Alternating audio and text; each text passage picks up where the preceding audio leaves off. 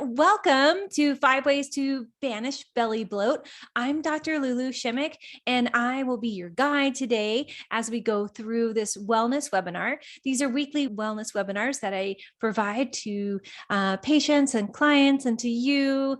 I'm a naturopathic physician, a functional medicine practitioner, author, botanical formulator, and podcast host of my own podcast, The Genetic Genius. And I also have a new book that came out this year, Detox, Nourish, and Activate. It's a plant and vibrational medicine for energy, mood, and love. And you'll have a link to that if you want to learn more about my book and purchase it. I specialize in helping women specifically regain hormonal balance, restore the gut, and heal the thyroid by discovering the root cause of dysfunction. So I see patients one-on-one, and I also have lots of great programs that I run with patients to really help them to learn about the dysfunction, the root cause, and then to help heal and empower them. So what are we going to be talking about today? So today we're going to be talking about ways to banish belly bloat. And there's lots of reasons that belly bloating can occur. So I'm going to go through that. I'm going to give you some great tips and tools to really start helping reducing that in your own life.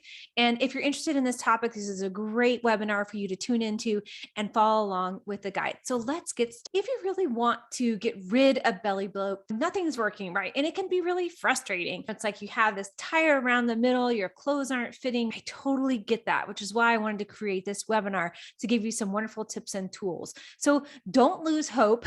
Banishing the belly bloat is only possible if you're taking right measures. And that's really the key, whether that's from a hormonal perspective, a gut perspective, a stress perspective, which can also cause a lot of belly bloating.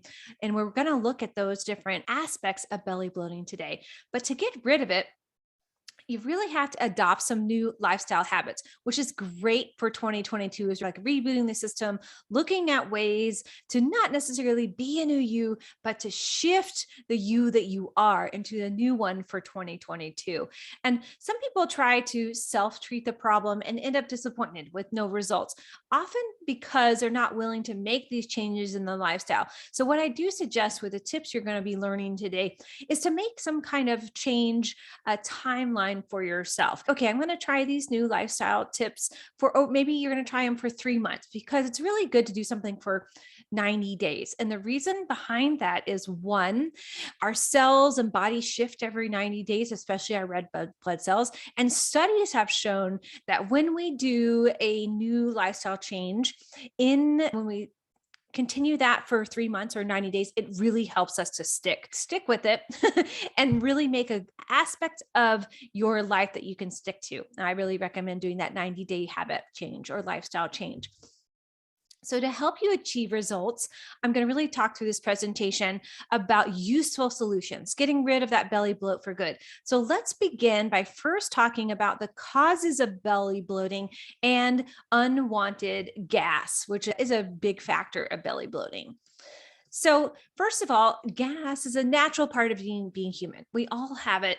But what happens when it exasperates, right? It makes us feel uncomfortable. We're having pain. Our clothes aren't fitting. We really make gas or flatulence from two common reasons. The first is when we swallow more air than usual, and that fills up the belly. And the second is that the gut bacteria is in our body. So that's our microbiome. And this is supposed to be digesting the carbs and other nutrients in our food. So it's normal to have that little bit of gas because that gut bacteria is working, right? It's doing the process, it's digesting foods. As these gut bacteria in our microbiome feed on non-digested compounds, they start releasing hydrogen and carbon dioxide. And as a result, we start releasing gas. So that little bit is normal. And so that's a really key part to understanding the bloating. However, there may also be some medical issues or a chronic intestinal or stomach, that the intestines are part of our abdomen, the belly, we have the stomach, the small intestine, the large intestine, the pancreas, the liver, the gallbladder. All those are part of our digestive process. So if you have an underlying condition, let's say, for instance, you're experiencing IBC, which is irritable bowel syndrome with constipation, this can contribute to a lot of belly bloating. And I'll talk about that more today. So it's really important to understand the underlying issues and to seek out specific help with a natural practitioner like myself or another medical practitioner or health practitioner when you're having extensive problems long term, like a chronic issue, right? So if you're having extreme belly bloating and that's lasting for a long period of time, that's when you really want to seek out that medical help.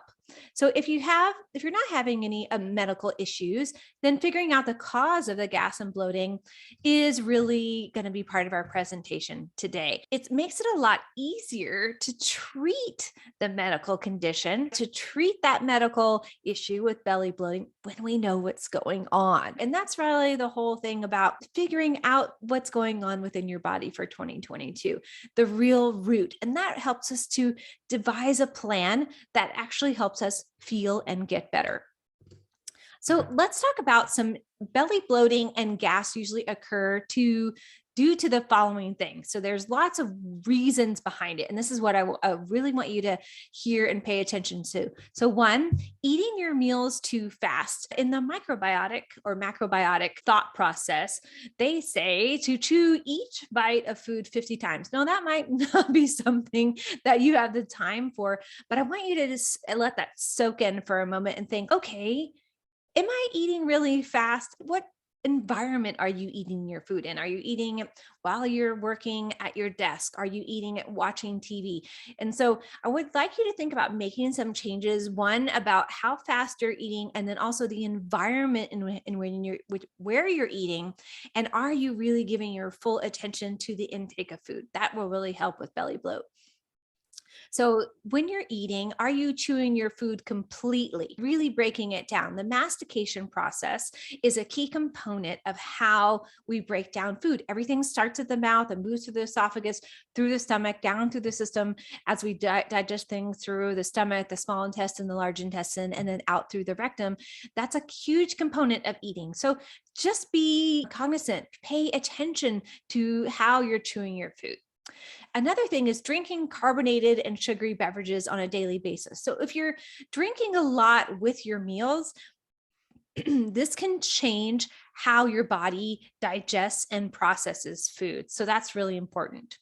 You want to make sure that you're avoiding drinking, especially sugary food drinks throughout the day, and really importantly, not combining them when you're eating your meals. And so another important aspect is having hormonal imbalances that disturb your internal function. So our hormones have a lot to do with how we eat, what our appetite is, how the foods that we are craving, how we digest things. A lot of people don't think of the hormones. We hear the word hormone, we think reproductive hormones. We have a lot of other hormones in the body, like dopamine and ghrelin, that really help us to digest and actually get those digestive juices processing. So hormones are important.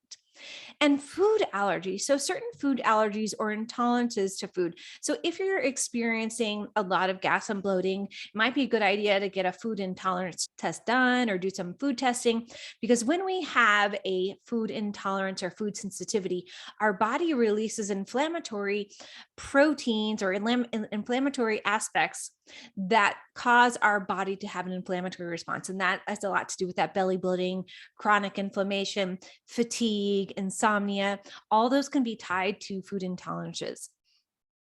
Overeating. This is a big one. So our body sends the message that we're full after we're eating. So when we're eating really quickly, what that does is it causes us to overeat because our body is waiting for that message to come. If we slow down the eating process, we slow everything down, it allows that message to get into us with a clear message, right? Hey, I'm full. So again, that slowing down is really important. It not only does it help us to get the message, but it helps us to break down food in more It helps break down food properly and absorb it and assimilate it. Really key. So, poor lifestyle with lack of physical activity. This is really key, especially there's exercises you can do to really activate those core muscles, getting the blood circulating, moving the blood to the abdominal region to help with digestion.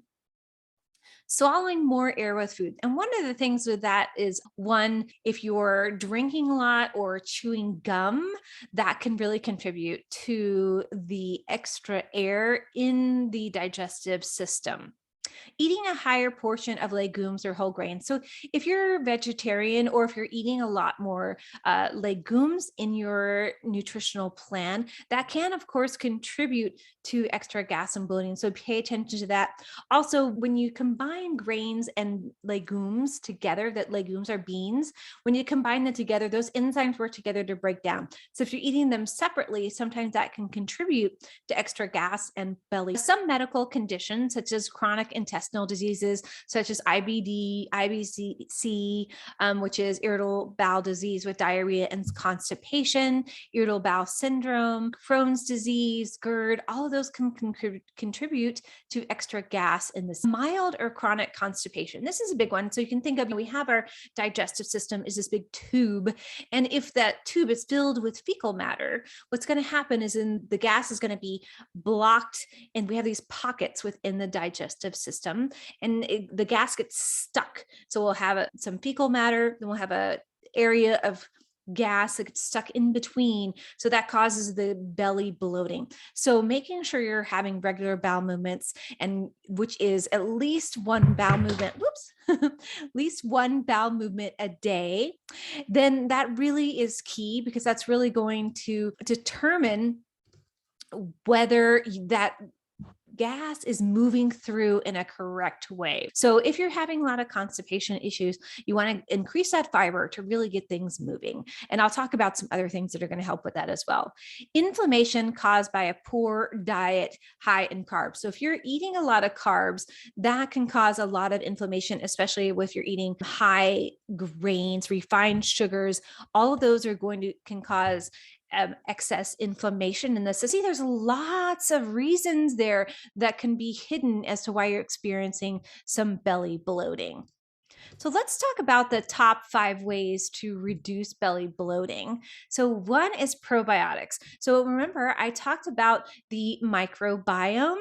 So probiotics, so it's really surprising to know that our small intestine is the best habitat for a wide range of yeast, bacteria, and other microorganisms. So all of those, when they become in a state of dysfunction or dysbiosis, can cause belly bloating. So these organisms, they grow in number from any unfermented carbohydrate form of our food. So that an unfermented form of food can then cause those microorganisms, yeast like candida or bacteria, to grow, which then causes gas and bloating.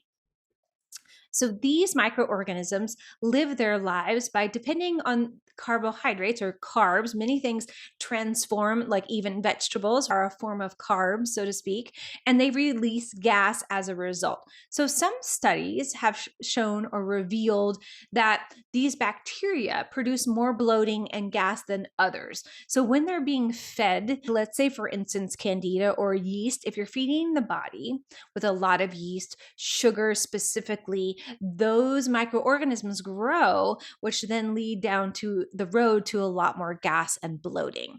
So collectively, they all combine to create a very uncomfortable feeling of belly bloating and gas. So when we have more yeast in the system, like candida, more bacteria, that's the quote unquote bad bacteria, not the good microflora, and other microorganisms, when we have a collective amount of those in the system, it causes more gas and bloating. So therefore, there must be something that we can do. And so probiotics help to reduce that gas producing bacteria, because when we take a probiotic, it's going to give more of the good bacteria to the system, which kills off the candida, kills off the bad bacteria. Basically, it overruns the population and kills off other microorganisms. So according to several research studies, probiotics help in naturally fighting these gut bacteria and other microorganisms. And even just taking, so a lot of times there's a question of what kind of probiotics can I take? So I recommend taking a daily probiotic, and that can be from 2 to 10 billion per day. And that's going to give you one, it's going to boost that microflora. And sometimes you might need more of that depending on your intestinal overgrowth, but it's going to help to give you that daily boost. And it's also really good for our gullet. And our gullet is the immune system of the gut. So one, it's going to help reduce your belly bloat, but two, it's also going to help boost the immune system of the gut. Really important during this intense time of COVID. Okay, so let's talk about apple cider vinegar is another wonderful tool to help reduce belly bloat. And when we take it regularly, I usually recommend taking it in the morning. I'm going to talk about why that is. So the main reason behind taking apple cider vinegar is its acidic nature, and it improves digestion and prevents bloating. So really important. We experience that bloating usually either when we're waking up in the morning, but most of the time it's like after eating, right? So when we give our body a dose of the apple cider vinegar in the morning, especially like as we first wake up, it helps to give the body the acid it needs to help improve digestion throughout the day and reduce bloating. So really key.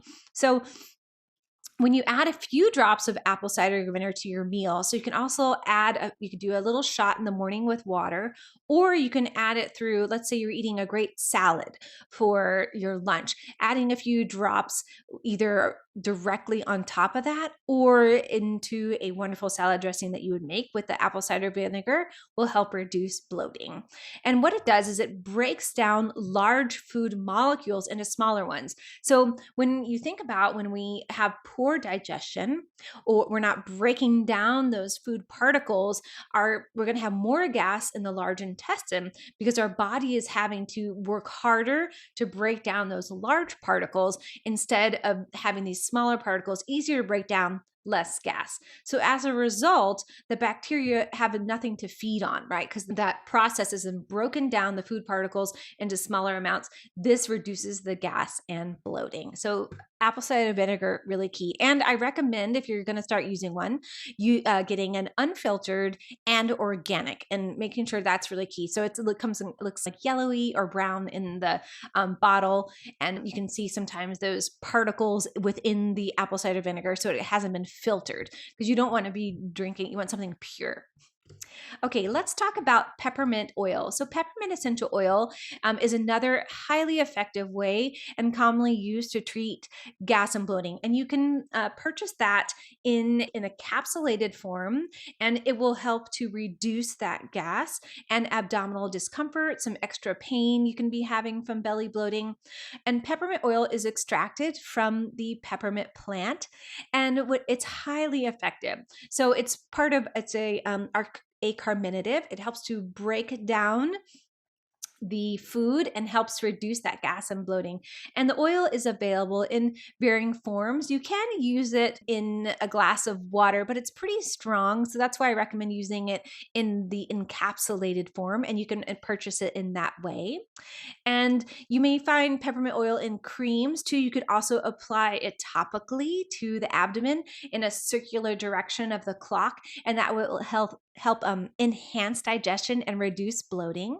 You can also take it, add it into cooking. So let's say you're having peppermint tea, you could drink that before you have a meal to help reduce that gas and bloating. Sometimes you can also drink it after, and that can be really helpful. So you could play around with that, which is more helpful. But again, drinking that liquid at least 30 minutes away from food to give your body time to digest. Okay, let's talk about ginger tea. So ginger is another great carbonated and helps with digestion.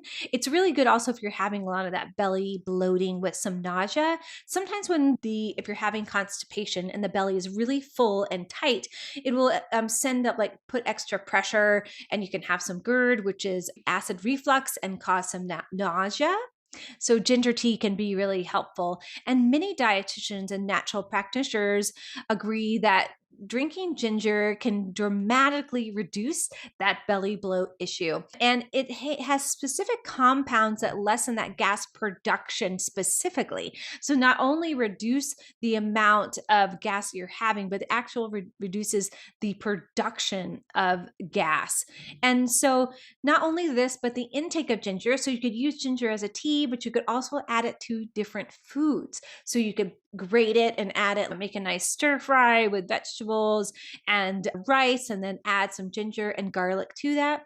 And that's really going to help with eliminating the gas and bloating. So you can do what I recommend with ginger tea is having an after meal, and that's going to be about 30 minutes after. And you can chop some fresh ginger up and add it to water. So how I recommend doing that is grinding it or taking it. So you take that fresh ginger root, chop it up, and about a tablespoon of fresh ginger root or grated. And then you want to put that into a little pot of tea. So 1 tablespoon per about 3 to 4 glasses of hot water. So that's about 24 ounces or so. And let that steep for at least 10 minutes, and then you can drink that. And you could always heat it up if it cools down. You don't want to drink all of that at once. So 1 dose would be about 8 ounces, and you could drink that after 30 minutes after your meal. It can be a little stimulating. So sometimes I wouldn't recommend drinking it right before bed. It might energize you too much. You could also get it in a capsulated form and take it in a capsule. But the ginger tea, fresh ginger tea is the best. You could add a little lemon juice and a little honey or some sweetener of your choice to sweeten it as well. It can be a little on the spicy side. Okay, let's talk about digestive enzymes. So enzymes, I talked about that digestive process that starts in the mouth. So enzymes are really important. Our body needs them to break down all the food so that we can properly digest it and assimilate it. So there's specific enzymes for specific food groups, which are incredibly helpful in relieving gas and belly bloating. So, for example, the enzymes which are present in papaya are famous for their digestive relief properties. You might have heard of taking and eating digestive papaya enzymes before. These are a really great one for reducing gas and bloating. And what they do is they enhance the digestion process and assure good digestive health. And so they're going to break down specific particles. They help break down the food into, remember, I talked about the large compounds, break down large food particles into smaller food particles, making it easier for us to digest. So you feel a relief from the belly bloating and related discomfort. So the gas can cause that discomfort and sometimes some cramping as well.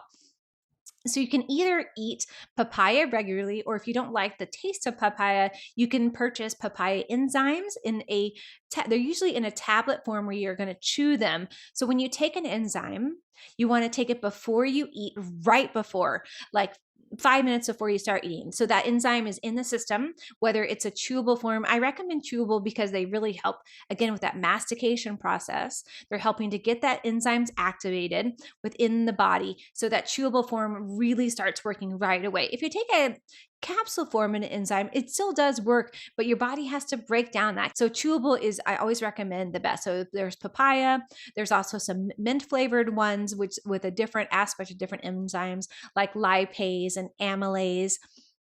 These are going to stimulate different aspects of the organ system. So good research has been done that there's lots of different types of also enzyme-rich foods. Then adding them into your everyday nutritional plan, you can really start to see the benefit and growth.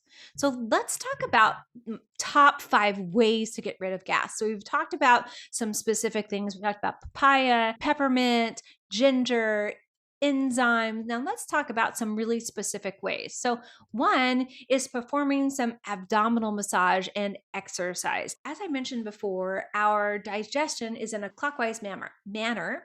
And this is how we break down food and how things move through the ascending colon, the transverse colon, and the descending colon. So that's our route of digestion for the large intestine. So the most effective solution to eliminating gas is to doing some abdominal massage and some exercise, like core exercises.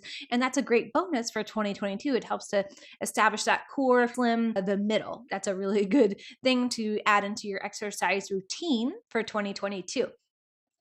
So there's many effective exercises and abdominal muscles that control the production of gas. So several studies and on exercise specifically and physical activity reveal that people with enhanced physical activity are face less bloating and gas. So if you're not doing any type of physical activity right now, it's really key to make that a part of your regular routine and regime for 2022 to reduce the gas and bloating. So let's talk about the massage piece. So how do you massage? So you want to massage in a circular motion in a clockwise direction. And this is going to get everything moving in the system. So starting in the right side of the body, if you're looking at that clock, that's that clockwise direction. So you're restarting on the right side and moving towards the left and massaging in that area. And you can do that with a nice oil, adding in some peppermint oil or lavender to relax the system. And you want to do it in a firm but not too firm pressure. And so just massaging along and just rotating in that clockwise direction. And that's going to help move the gas through. I always recommend doing that abdominal massage, like at least an hour, maybe even an hour and a half after you're eating, because you want to start getting some things moving through, but not right after you eat, giving your body time to break down some of those particles. And when you do that abdominal massage, it also helps to strengthen muscles in that area. And that's going to fight off the gas causing microbes and bacteria, because when you're exercising, massaging, it's going to improve health and stamina. So that's a great way to really reduce gas and bloating. So let's talk about eating smaller portions. So I talked about that in the beginning. And so eating smaller portions is really important. So this is another way to kick that gas and bloating to the curb. So you want to make sure you're not filling your belly to its fullest amount. We have the stomach as a small organ on the left side of the body, right underneath and in that rib cage.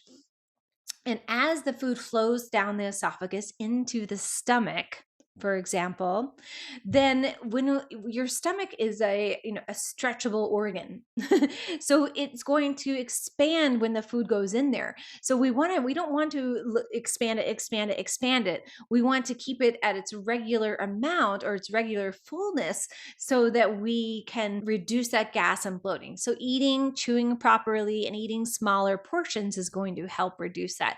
So for example, if you're eating rice, let's say eating a grain, you want to start with a small amount and then add a little protein and then finish off your meal with a great fiber. So if you have your protein on one area, maybe your grain on another, and then that other half of the plate should all be green vegetables and other vegetables. So that fiber, you want to eat that last because it's going to move everything through the system.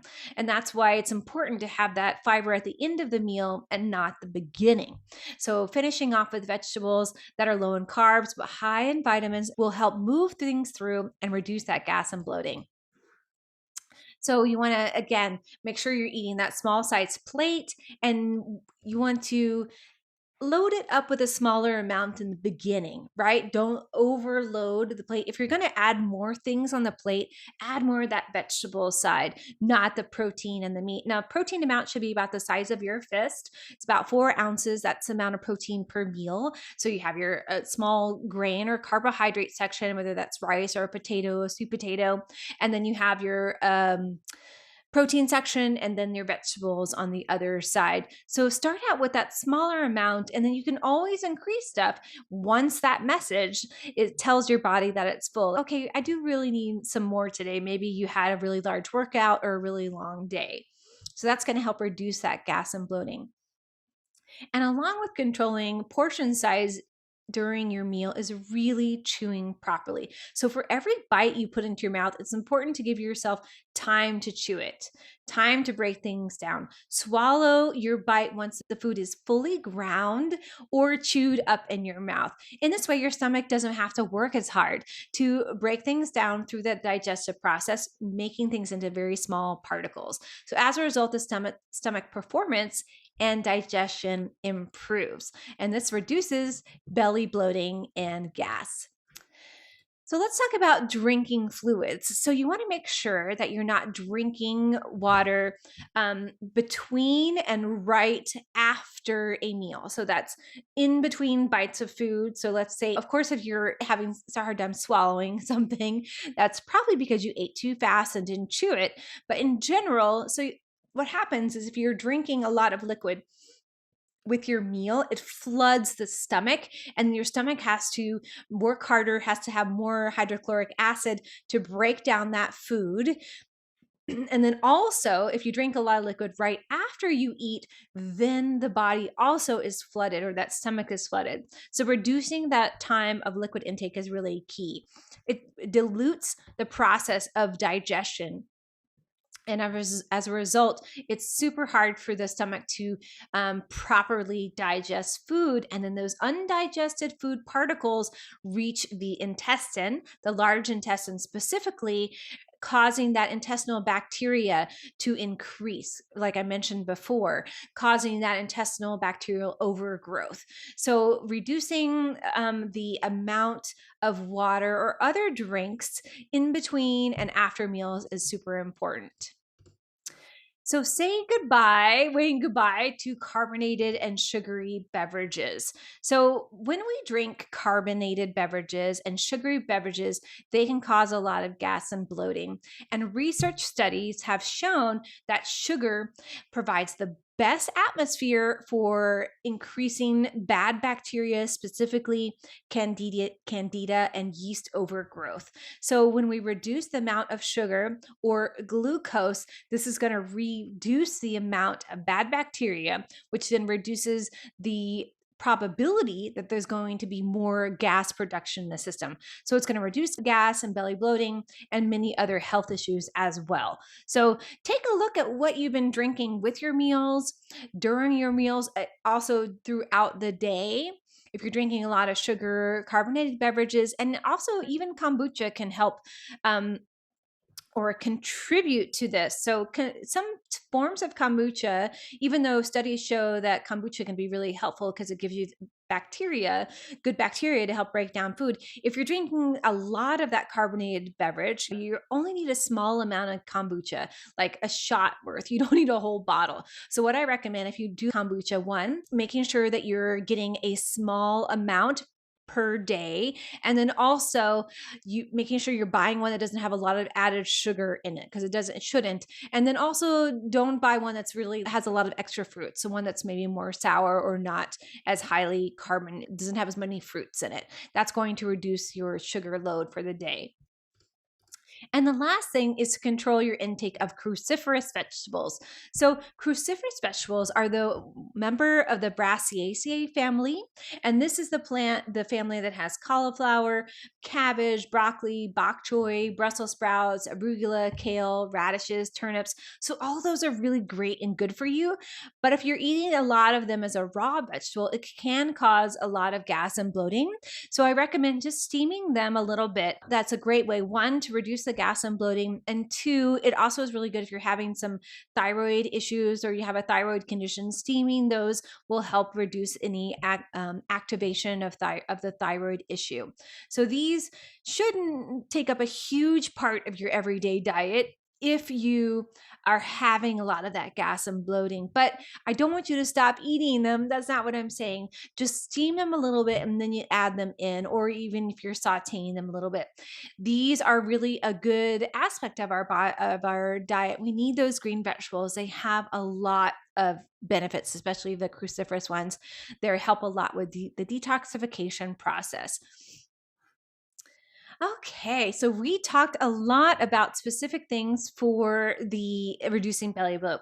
One, we talked about some things you can bring into the system. So bringing in probiotics, enzymes, ginger, peppermint, all those will help reducing bloating. And then we talked about some ways you can start changing lifestyle. So doing some abdominal massage and exercise, reducing the amount of beverages that you're drinking in during a meal, also watching your amount of cruciferous raw vegetable intake. So all of those can be really helpful for reducing gas and bloating. So that's the end of our discussion for today. And I wanted to go over a couple more things with you. And I'm going to share my screen here.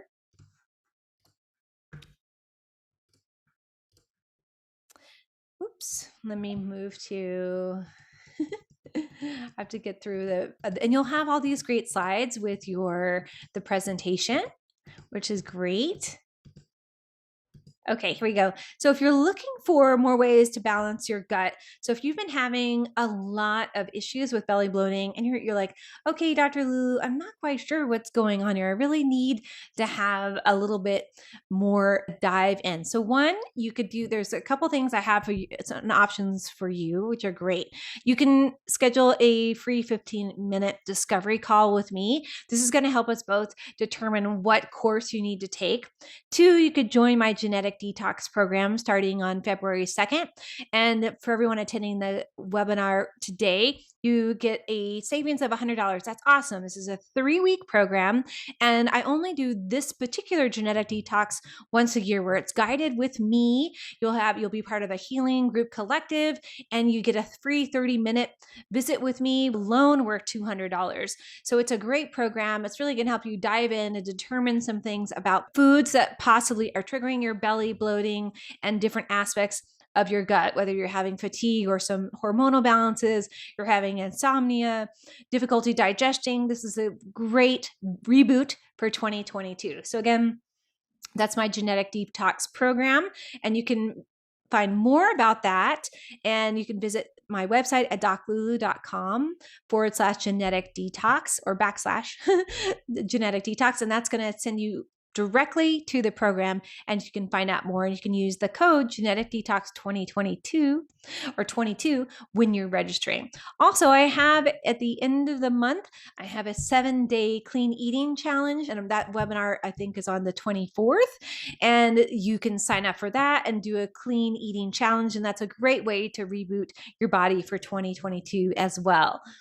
And thank you so much, everyone, for attending. And if you're looking for more education, you can visit my website. I have tons of free webinars, and you go to doclulu.com. And if you click on the tab that says Empower You, that's my empowerment university. There's all kinds of webinars there. And also in the different program pages, you'll see different webinars, whether you're looking for things for gut, hormones, detox, fatigue, thyroid. I have everything you need to help you be the best for 2022.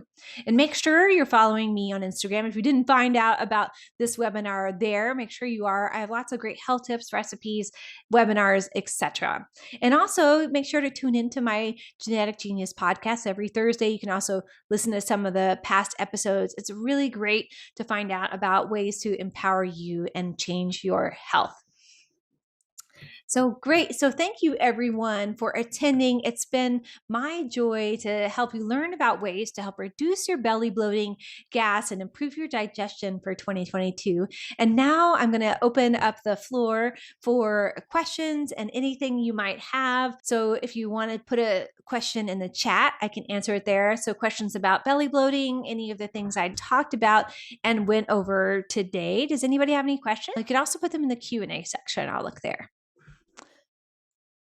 I know I covered a lot of things. So again, just to recap, I'll be sending out this recording so you can go back and watch it, as well as the guide that you can use along with it.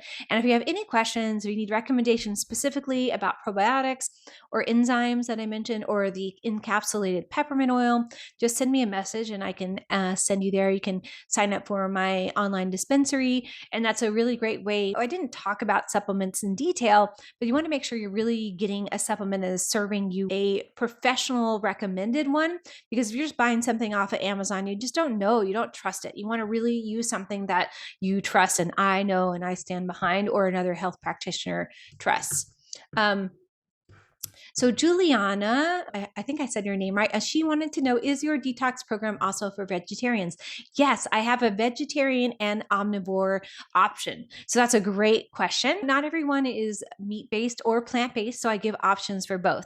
So that's a wonderful way to access your vegetarian part of a detox, because it's just an important piece. And I talk about components of the importance of most of the program reduces a lot of the intake of the inflammatory foods. Specifically, we're talking about sugar, dairy, gluten. So it's going to have a lot of vegetables in the program, and you can check that out on my website as well. But yeah, great question. One aspect, all of my programs, in fact, have a vegetarian and omnivore option, because I was a vegetarian for 13 years, and it's a super important part of my process. Right now, I'm not particularly a vegetarian. I do eat some meat that's specifically in alignment for what I'm doing for my nutritional plan, but I honor everyone's meal choices, especially when it comes to animal choices. So all of my programs have an omnivore and vegetarian option. So that's great to know. I'm really open to answering questions, or you can also send me a direct message on Instagram,